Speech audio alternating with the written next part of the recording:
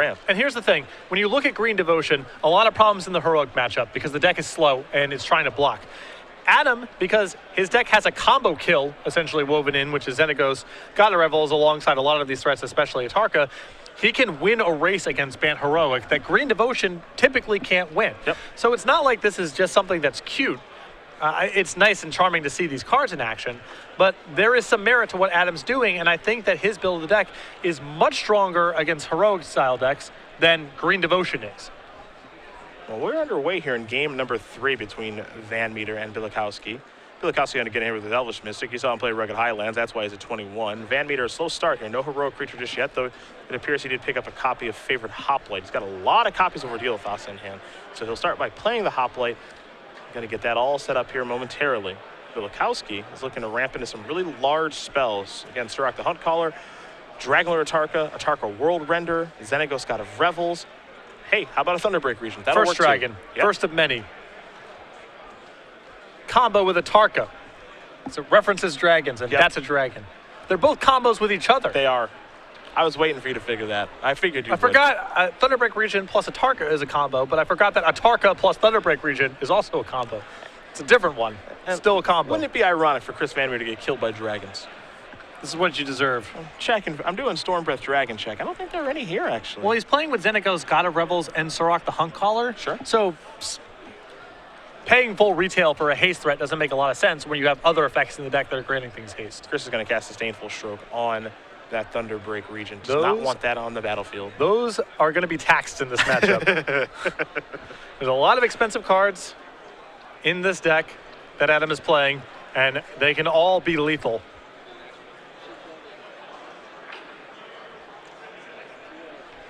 Here's a Defiant Strike.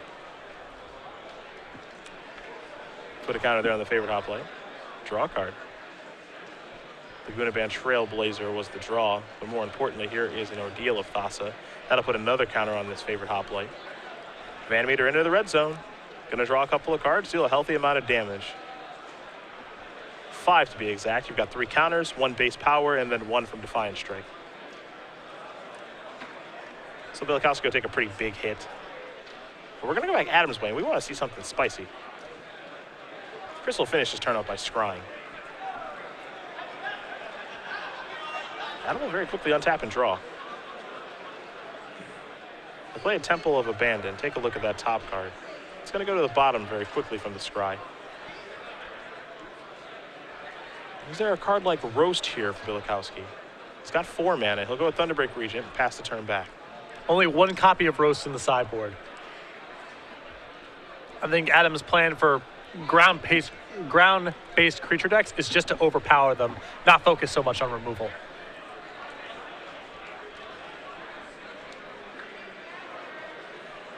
But that would have been a really good time to have Roast. Yes. Yes. With that said, that would have been a good moment to have it.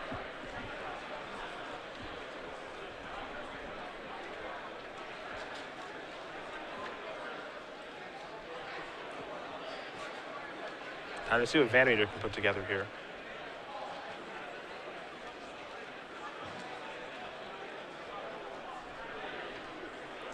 He's got an Ordeal of Thassa again. Favorite Hoplite gonna get bigger. 2 cards coming.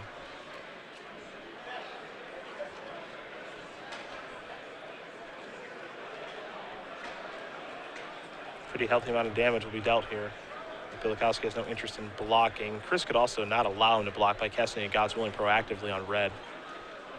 It feels like if Adam is chump blocking in this spot, that Chris is probably winning the game anyway.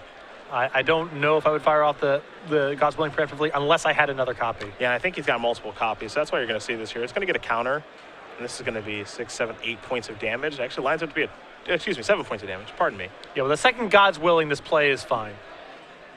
So not exactly a 2-turn clock, but pretty close. As Bialkowski is going to go down to 9, it appears.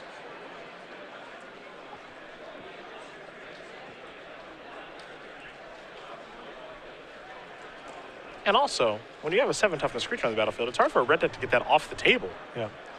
Now remember, Adam still has a potential combo kill in this spot. See the Unwritten. Gives him a shot to kill out of nowhere. Yeah, you find Xenagos, you find Atarka. That's a kill. Actually true, which is a crazy thing to say. That's what's dangerous about this deck. 4 power creature in play, 6 lands. You can die almost no matter what the game looks like if you don't have a removal spell. I don't think Adam has to see the unwritten right now, unfortunately for him.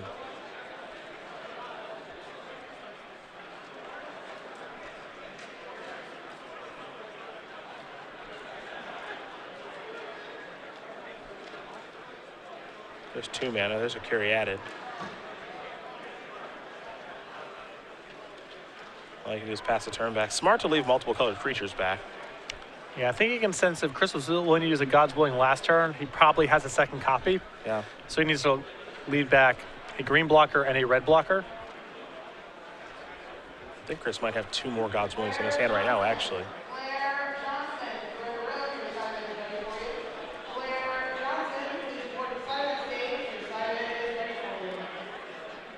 Yep, here's one. You have to imagine the first one's going to start with red. Yeah, that way if Adam has some weird removal spell in response, you can set the other one to red.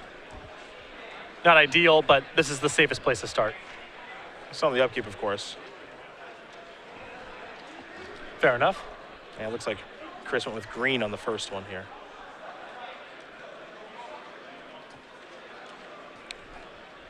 Maybe there's some sort of fight card or something that I'm not thinking of right now. Yeah, it feels very corner casey on what Chris is trying to play around here. I guess he's assuming there's no red removal that can touch this. So. Yeah, if there's any way that I can die.